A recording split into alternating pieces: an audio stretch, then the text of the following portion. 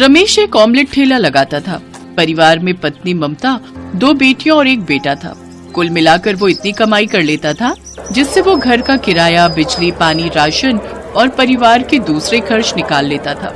एक दिन जब रमेश सोकर उठा तो उसे अपनी तबीयत ठीक नहीं लगी। क्या हुआ? तबीयत तो ठीक है ना? ये सीने पर हाथ क्यों रखा हुआ है? पता नहीं ममता, सीने में बहुत दर्द हो रहा है, बर्दाश्त नहीं हो रहा। घबराओ नहीं, मैं अभी किसी ऑटो वाले को लेकर आती हूँ। बराबर में डॉक्टर के पास चलते हैं। ममता ऑटो लेकर आती है। वहीं बराबर में एक डॉक्टर का क्लिनिक था। डॉक्टर रमेश का ईसीजी करता है और उसमें कुछ कमियां आती हैं। रमेश, तुम्हारे ईसीजी में गड़बड़ आई है। अभी मैं खून पतला करने और ताकत की दवाई लिखकर दे रहा हूँ। अभी कम से कम 10 से 12 दिन तुम घर पर आराम करो, उसके बाद ही काम पर जाना और बाकी भाग दौड़ वाले काम करो, समझ गए? ज्यादा अपने शरीर से काम लिया तो दिल की बीमारी भी हो सकती है और यकीनन आगे चलकर ये हानिकारक है। बाकी मुझे 5 दिन बाद फिर दिखाना। अगर ज्यादा तबीयत बिगड़ी तो दिल के डॉक्टर को दिखाना पड़ेगा, इसलिए अपनी सेहत का ख्याल रखना और चिंता बिल्कुल नहीं करनी, ठीक है? डॉक्टर रमेश को समझा देता है। ममता घर आने के बाद रमेश को काम के लिए साफ मना कर देती है। सुनो, अब तुम कुछ दिन बिल्कुल काम पर नहीं जाओगे, बस घर पर आराम करोगे।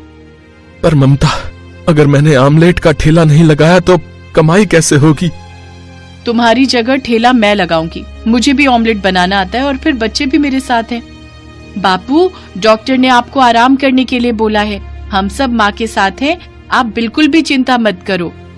अगले दिन से रमेश की जगह ममता ऑमलेट का ठेला लगाने लगी, पर उसकी इतनी कमाई नहीं हो रही थी क्योंकि उसके ठेले के सामने एक और उबले अंडे और ऑमलेट का ठेला लग गया था। आज तो बिल्कुल भी कमाई नहीं हुई। जब से ये सामने ठेला लगना शुरू हुआ है तब से ग्राहक वहीं पर खाने लगे हैं। ऐसे तो मैं घर का खर्चा बिल्कुल नहीं निकाल सकती।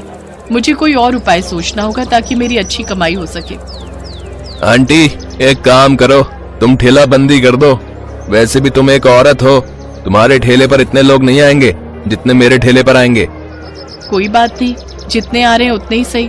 तुम अपना काम करो, मैं अपना काम कर रही हूँ। उस दिन ममता थोड़ा निराशा के साथ ठेला लेकर घर पर आ गई, पर उसने रमेश को इस बारे में भनक तक नहीं होने दी कि उस दिन उसकी कमाई नहीं हुई है। ममता, आज तो बहुत जल्दी ठेला वापस लेकर आ गई।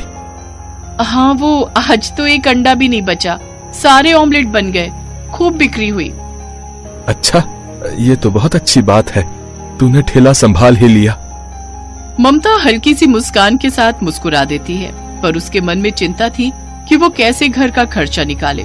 तभी उसका बेटा रोता हुआ उसके पास आता है। माँ, मुझे पिज्जा खाना है। मेरा दोस्त पिज्जा खा रहा था, उसने मुझे नहीं दिया। अब इस समय मैं पिज्जा कहाँ से लाऊं? नहीं, मुझे पिज्जा खाना है माँ। ममता का बेटा राजू रोए जा रहा था, वो चुप ही नहीं हो रहा था। माँ, मुझे और निशा को आप ऑमलेट बना दो, हम ऑमलेट खा लेंगे। तो ठीक है, मैं तुम सबके लिए ऑमलेट बनाती हूँ। नहीं, मुझे ऑमलेट नहीं, पिज्जा ऑमलेट खाना है। आप मुझे ऑमलेट का पिज्जा बनाकर दो। ऑमलेट का पिज्जा वो कैसे बनाऊंगी? एक बार कोशिश करती हूँ पिज्जा ऑमलेट कैसे बनेगा। ममता कुछ सब्जियां डालकर एक बहुत ही बढ़िया पिज्जा ऑमलेट तैयार करती है। पिज्जा ऑमलेट बच्चों को बहुत पसंद आता है। माँ, ये तो बिल्कुल पिज्जा जैसा ऑमलेट है, पिज्जा ऑमलेट।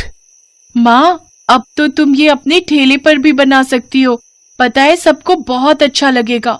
बहुत टेस्टी बनाया है आपने ये पिज्जा ऑमलेट। अरे ममता, तूने तो ऑमलेट को नया ही बना दिया, बिल्कुल नया तरीका। मैं सोच रही हूँ मैं ये नए तरीके का ऑमलेट यानी पिज्जा ऑमलेट ठेले पर भी बनाऊंगी। मुझे लगता है इससे बिक्री अच्छी होगी।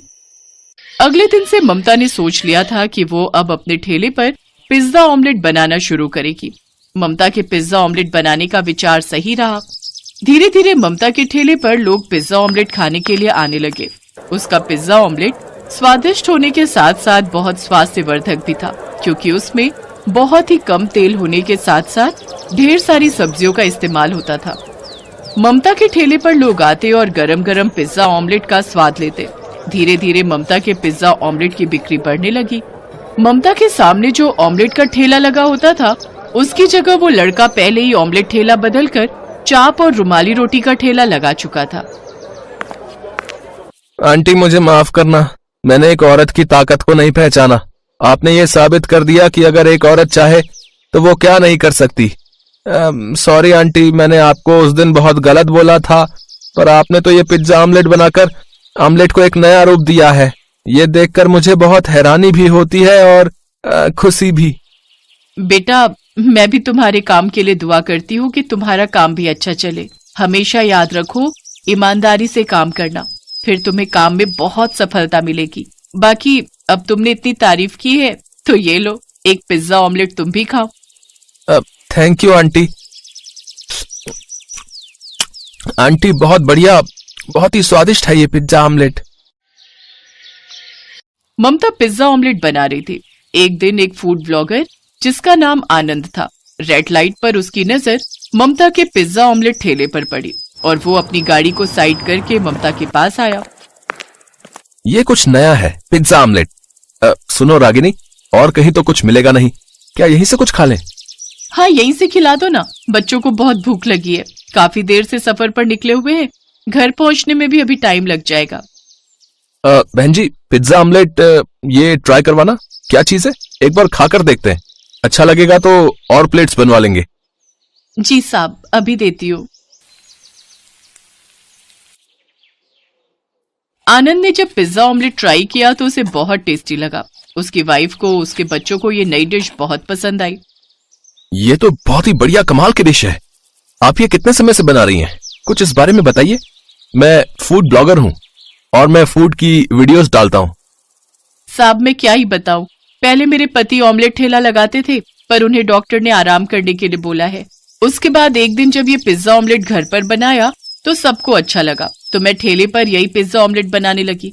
अब तो बस खर्चा निकल आता है, घर का किराया, बिजली पानी, सब जो भी है इसी ठेले से कमाई होती है। ओह, चलिए कोई बात नहीं, दुख सुख तो जीवन में आते ही रहते हैं। मैं आपकी हेल्प कर सकता हूँ ताकि आपकी और अच्छी कमाई हो। मैं आपकी ये रेसिपी लोगों तक पहुंचाना चाहता हूँ। क्या मैं अपनी वाइफ के साथ आपका एक वीडियो बना सकता हूँ? हाँ, बना लीजिए, कोई बात नहीं। हेलो फ्रेंड्स, तो आप सबको मैं बताना चाहूंगा, मैं हूं ममता जी के पिज्जा ऑमलेट ठेले पर।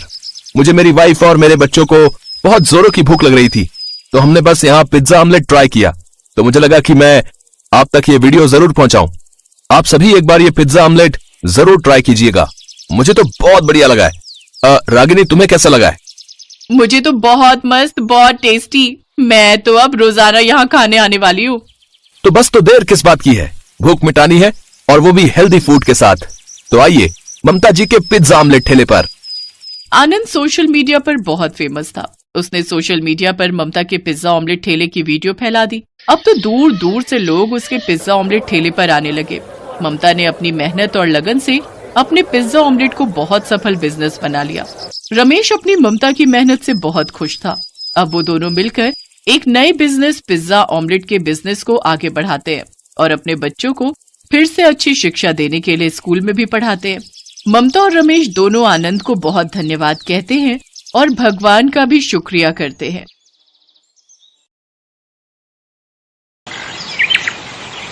रामनगर में मनोज अपनी पत्नी रचना के साथ समोसा बनाकर बेचता था। पहले तो वो इतनी कमाई नहीं कर पाता था, लेकिन जब से रचना से उसकी शादी हुई तो उसकी किस्मत जाग उठी, क्योंकि रचना समोसे का बहुत ही अच्छा मसाला बनाती थी। साथ ही प्याज की चटनी सिलबट्टे पर पीस कर बनाती थी, जिसमें वो प्याज के साथ साथ लहसुन, पुदीना, धनिया और आमचूर भी डालती थी। उनके समोसे प्याज चटनी के सभी दीवाने थे। ऐसे ही एक दिन मनोज रचना से, सच में रचना, तुम्हारे आने के बाद मेरे काम में इतनी बरकत हुई है कि क्या कहूँ।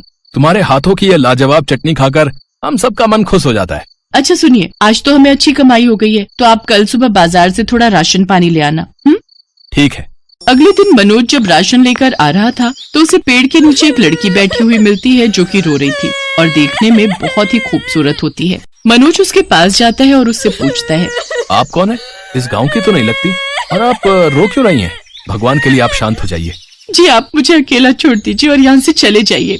देखिए, आप दुखी मत होइए और अपना दोस्त समझकर मुझे बता सकती हैं कि आपके साथ आखिर हुआ क्या है। मेरे माँ बाबा मुझे बहुत प्यार करते थे, लेकिन एक दुर्घटनावश महीने भर पहले उनका देहांत हो गया और उनके जाते ही मेरे भाई भाभी ने मुझे घर से निकाल दिया। अब ना तो मेरे पास रहने का ठिकाना है और ना ही खाने का।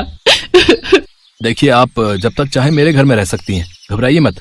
मेरे घर में मेरी पत्नी है, वो आपका अच्छे से ध्यान रखेगी। वो उसे लेकर घर आ जाता है और रचना को सारी बात बताता है। रचना भी उसे अपने घर में रहने देती है। लेकिन गुजरते वक्त के साथ मनोज और नेहा की नजदीकियां भी काफी बढ़ जाती हैं। दोनों ही एक दूसरे को पसंद करने लगते हैं।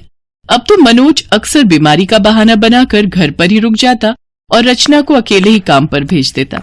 एक रोज, मनोज, मैं तुम्हें पसंद करने लगी हूँ, क्या तुम भी? हाँ नेहा, पसंद तो मैं भी तुम्हें करने लगा हूँ।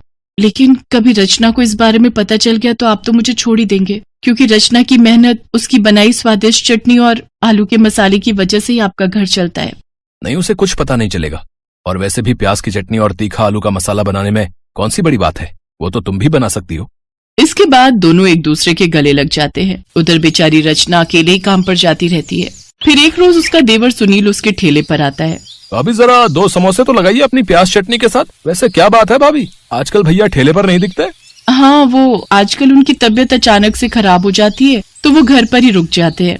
वाह भाभी, सचमुच क्या स्वाद है आपके इन समोसों में। वैसे सुना है कोई लड़की आजकल आपके घर में रह रही है? मैंने कल उन्हें बाजार में किसी लड़की के साथ घूमते देखा था। देखो, मैं कोई आग नहीं लगा रहा, बाकी तो आप ज्यादा समझदार हो। रचना अपना ठेला सुनील को सौंप घर जाती है, जहाँ वो उन दोनों को रंगे हाथ पकड़ लेती है। आपको शर्म नहीं आती अपनी पत्नी को धोखा देते हुए, वो भी इस कल की आई लड़की के चक्कर में? ये कल की आई लड़की तुमसे सुंदर और अच्छी दिखती है। गांव की गवार कहीं की। समोसे और चटनी बनाने के अलावा तुम्हें आता ही क्या है? बिल्कुल सही कहा नेहा ने। अब मैं इसे अपनी पत्नी मान चुका हूँ, इसलिए अब तुम मेरे घर से जा सकती हो। रचना रोते हुए घर से निकल गई। वो एक कुएं में छलांग लगाने लगी, तभी सुनील ने उसे रोक लिया। फिर रचना ने उसे सारी बात बताई। भाभी, आप यूं हार मत मानिए, और डूबकर तो उन दोनों को मरना चाहिए। वैसे भी आपके हाथों में तो माँ अन्नपूर्णा का वास है। आपसे ज्यादा अच्छा समोसा और प्याज की चटनी तो कोई नहीं बना पाता। अब आप खुद का ठेला लगाइए, और वो भी मनोज भाई के ठेले के सामने। इसमें मैं आपकी पूरी मदद करूंगा। हाँ। रचना ने सुनील के साथ मिलकर अपना ठेला लगा लिया और रचना को अपने सामने देख मनोज और नेहा के होश ही उड़ गए। देखते ही देखते रचना के ठेले पर लोगों की भीड़ लगनी शुरू हो गई। अरे रचना बहन, कहाँ चली गई थी तुम? अरे इस मनोज के समोसों में तो बिल्कुल भी स्वाद नहीं है।